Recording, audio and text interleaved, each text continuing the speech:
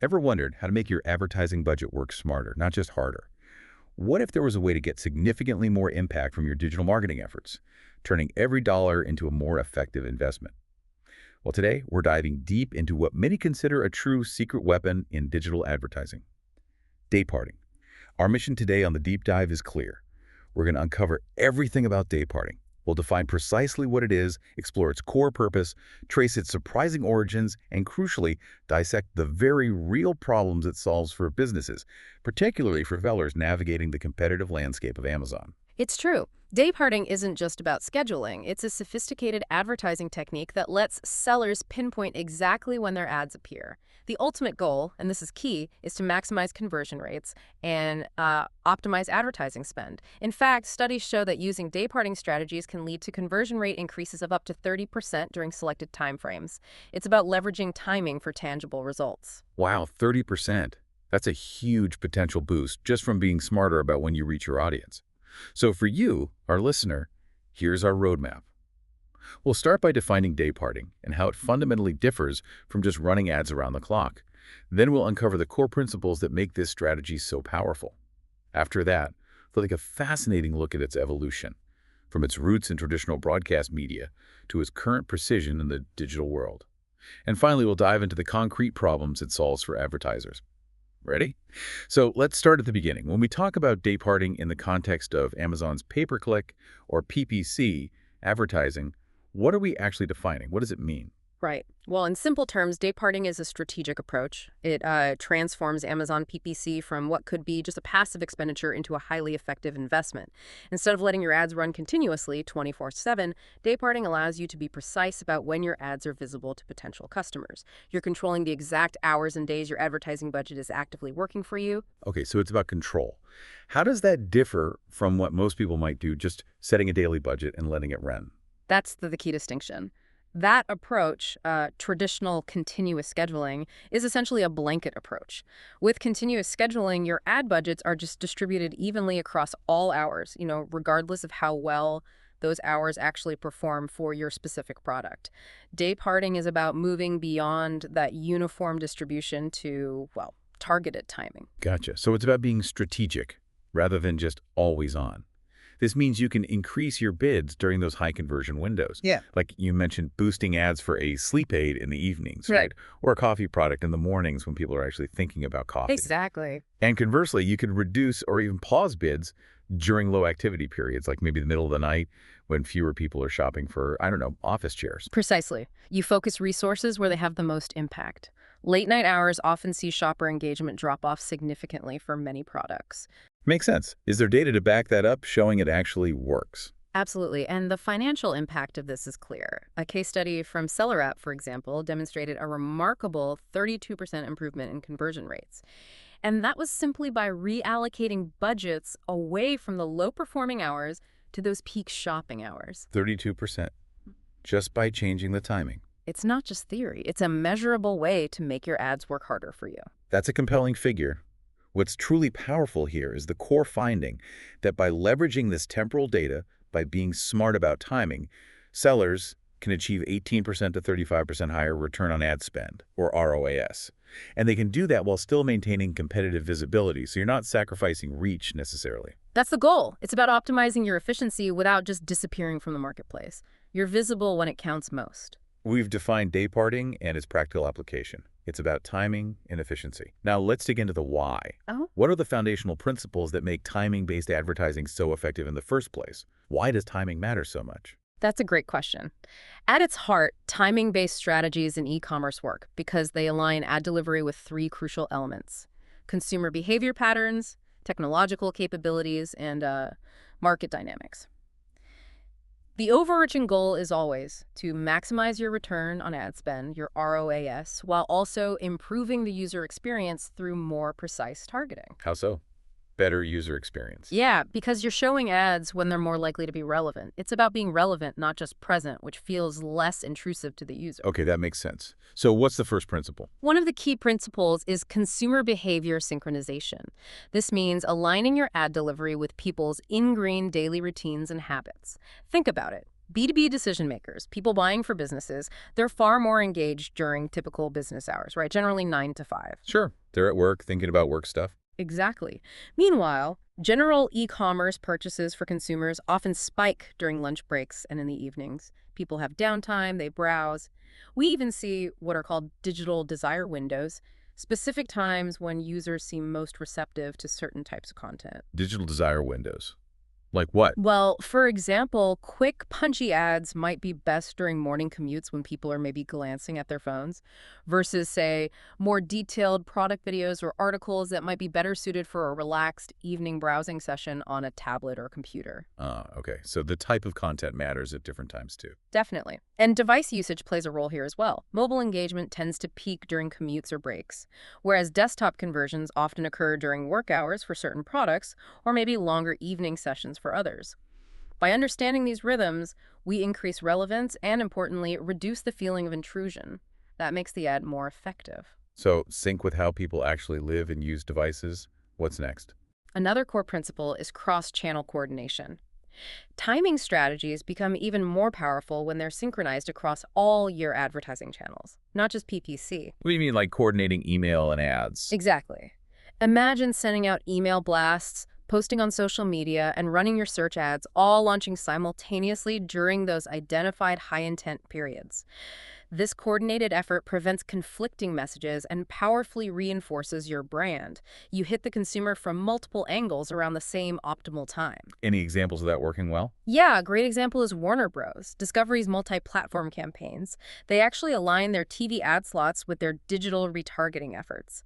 So you might see a TV ad and then later see a related digital ad when you're browsing online during a peak time.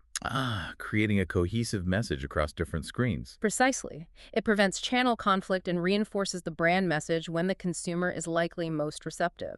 Okay, so consumer sync, cross-channel coordination. What's the third pillar? Finally, we have seasonal and event-driven adjustments. Advertising calendars absolutely need to adapt to seasonal fluctuations and major cultural events. Things change. We know, for instance, that Q4, the holiday shopping quarter, generates the highest ad costs, the highest CPMs, because of intense competition. Everyone's advertising. Right. Black Friday, Christmas. It gets expensive. It does. Conversely, summer months often see reduced ad demand for certain categories. So smart companies adapt. Companies like GDEV Inc., for example, strategically lower their marketing intensity during those super saturated periods, like Christmas itself, when costs are sky high. Then they might amplify efforts during post-holiday lulls to capture residual demand, maybe when competition is a bit lower and costs are down. Interesting. So zigging when others zag based on timing and cost? Exactly. It's an adaptive approach. And it's not just holidays. Think about political campaigns or major sporting events. These also necessitate temporary adjustments. We saw this with Reddit's ad surge during election years, for instance. You have to react to the market context. It's fascinating how understanding these human and market rhythms can transform an ad campaign. It's way more than just setting a schedule. Now, to truly appreciate how sophisticated dayparting has become, let's take a step back. Where did this whole concept of timing ads or dayparting actually begin? It certainly wasn't born in the digital age, was it? That's absolutely right. It feels very digital now, but dayparting actually originated as a structural necessity in traditional broadcast media. Think radio and television, long before the internet. It then evolved into the precise targeting tool we have today. And tracing that journey really highlights fundamental shifts in how we understand audiences and leverage technology. Okay, so take us back. Where did it start? Radio. Yes, let's look at its origins in traditional broadcast media. Back in the 1940s to the 1960s, radio stations really began the practice of temporal segmentation. This was the true birth of dayparting. The core idea was simple. Maximize audience retention by scheduling content around listeners' daily routines. Make the content fit the likely listener at that time. So tailoring shows to when people were likely listening. Exactly. Arbitron, which later became Nielsen Audio, formalized this. They divided weekdays into 5 key segments. You had morning drive from 6 to 10 a.m., targeting commuters with news, maybe upbeat music. Then midday, 10 a.m. to 3 p.m., often catered to homemakers with soap operas or lighter entertainment. Right, I remember my grandmother listening to soaps then. Precisely. Then afternoon drive, 3 to 7 p.m., focusing on returning commuters, maybe traffic updates. Evenings, 7 p.m. to midnight, featured syndicated programs, maybe more adult-oriented content.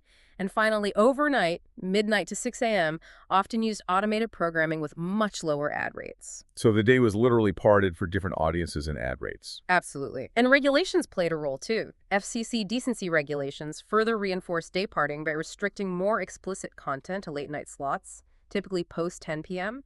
There were even specific programming strategies like Music of Your Life using matched flow sequencing to keep listeners engaged for incredibly long stretches, demonstrating the commercial value of holding an audience during specific times. Wow, okay. So radio laid the groundwork. How did TV pick it up? Television adopted day parting pretty quickly in the 1950s, using the same logic, align content with viewer availability and likely demographics. So you got morning shows, 6 to 9 a.m., with news and breakfast programs targeting households getting ready for the day. Daytime, 9 a.m. to 4 p.m., became the home of soap operas and talk shows aimed at stay-at-home audiences. Early fringe, 4 to 7 p.m., often had local news and syndicated reruns as people got home. And then the big one, prime time. Exactly. Prime time, usually 7 to 11 p.m., was reserved for the high-budget original programming designed for broad family viewing. This commanded the premium ad rates. Then, late night, 11 p.m. to 1 a.m., targeted younger adults or niche audiences with different kinds of content, like talk shows. So advertisers paid top dollar for prime time because that's when the largest, most general audience was watching. Correct. And other day parts were valuable for specific targeting. Political campaigns, for instance, heavily leveraged local news slots in the early fringe or late news to reach likely voters. Even regulations reflected this, like Mexico's 2020 programming guidelines, which enforced content appropriateness through time-based restrictions, adult shows only after 9 p.m., for example. It's amazing how structured it was, all based on assumptions about who was watching when.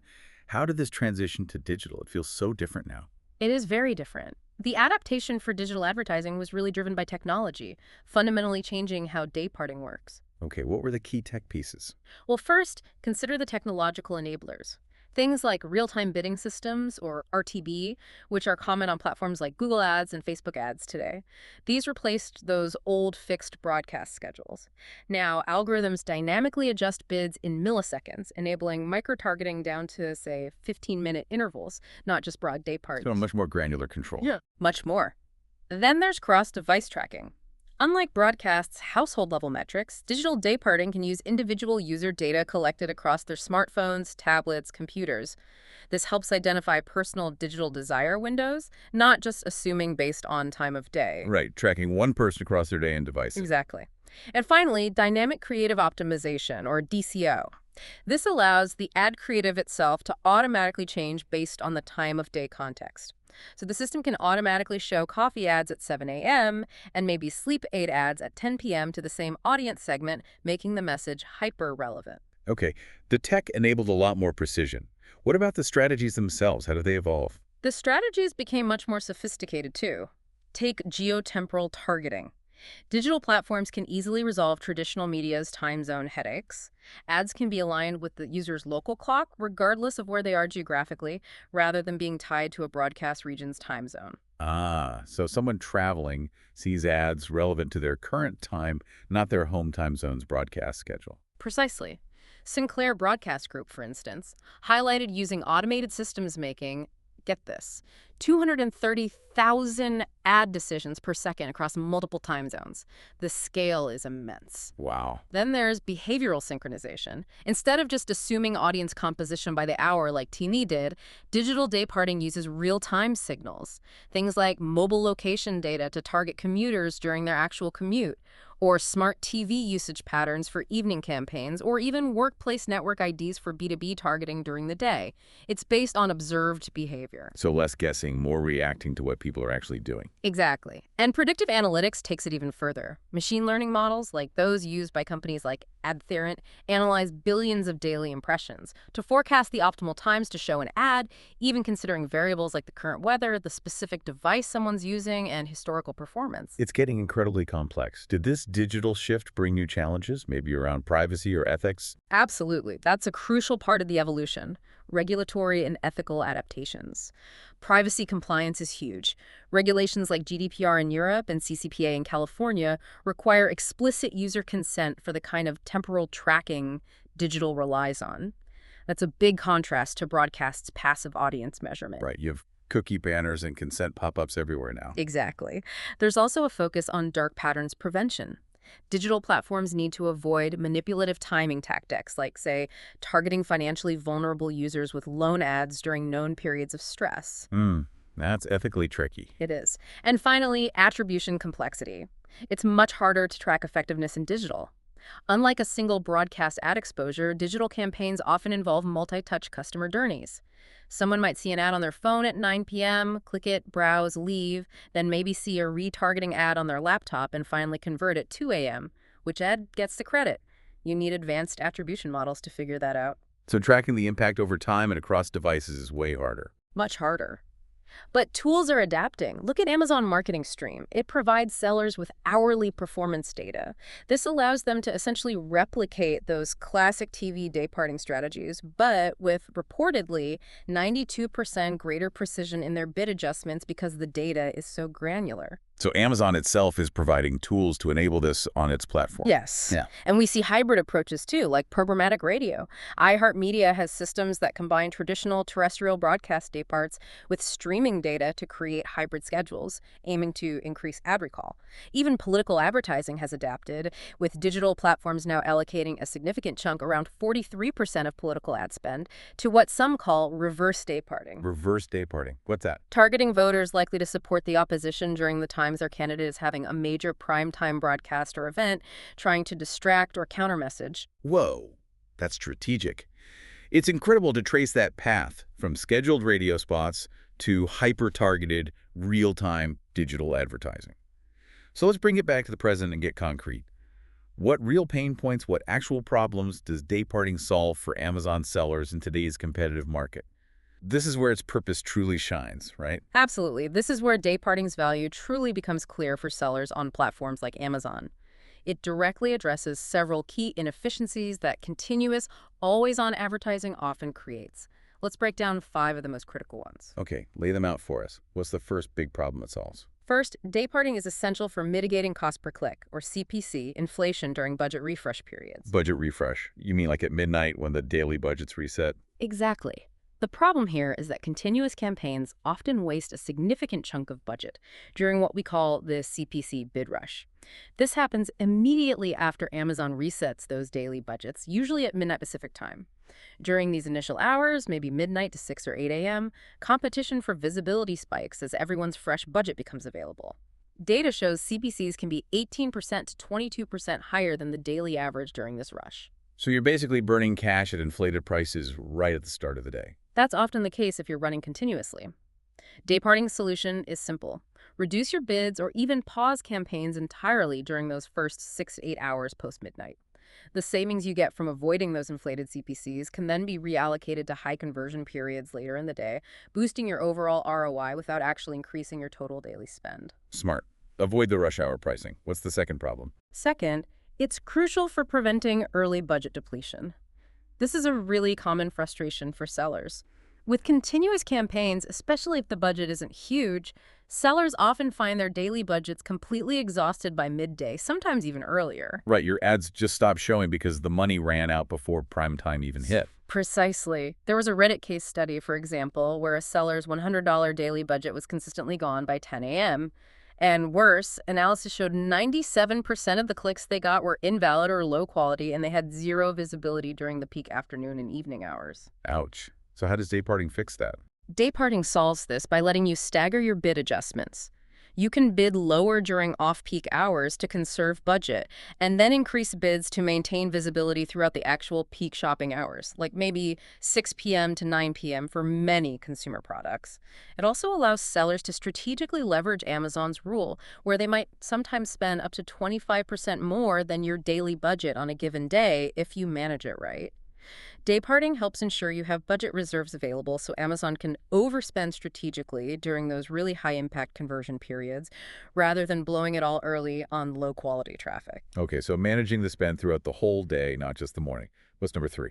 Third, dayparting enables aligning ads with customer purchase intent cycles. This goes back to the consumer behavior principle we talked about.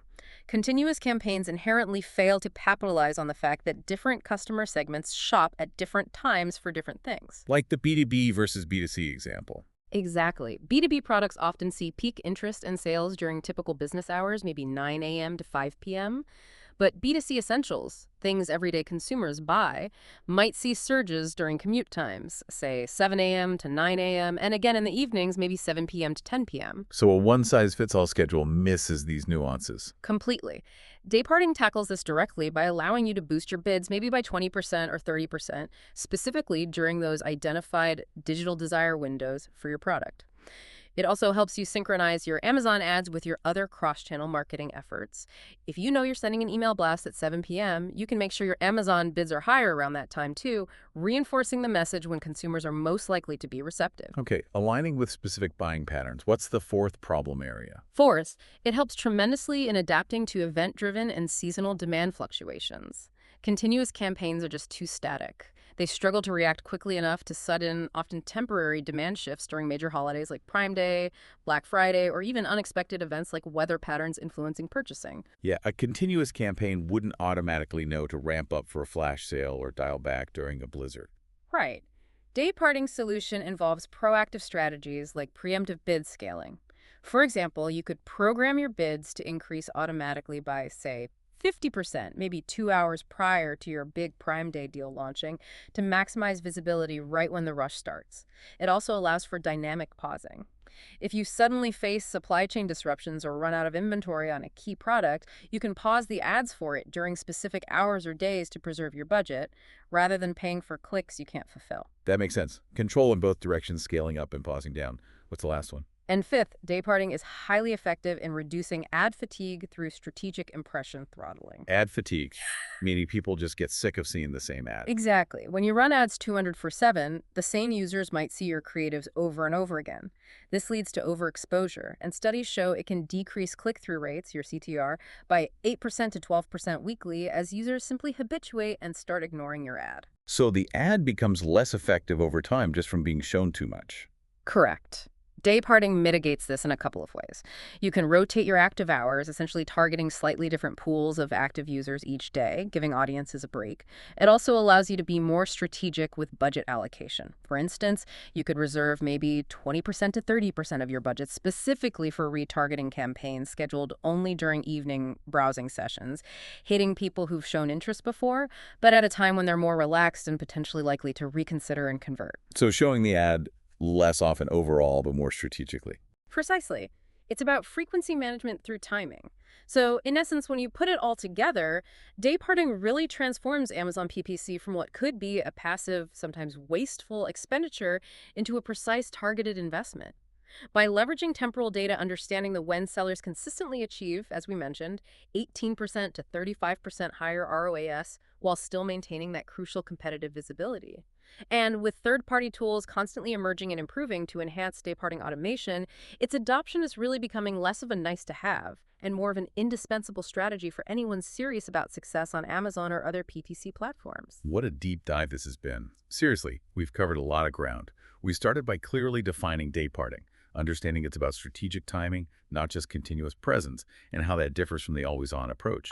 Then we explored those core principles, syncing with consumer behavior, coordinating across channels, and adapting seasonally. Yeah. We traced its fascinating evolution, right, from basic scheduling on radio and TV decades ago, driven by audience assumptions, The classic day parts. to the incredibly sophisticated, data-driven, real-time digital precision we see today, enabled by tech like RTB and predictive analytics. And we just wrapped up by bisecting those very real, practical problems it solves.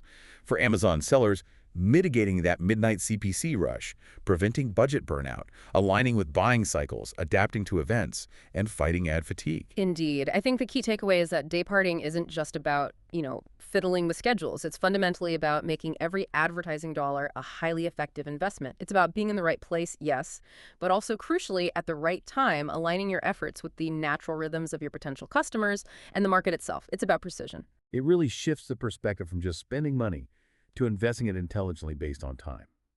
So, a final thought for you, our listener.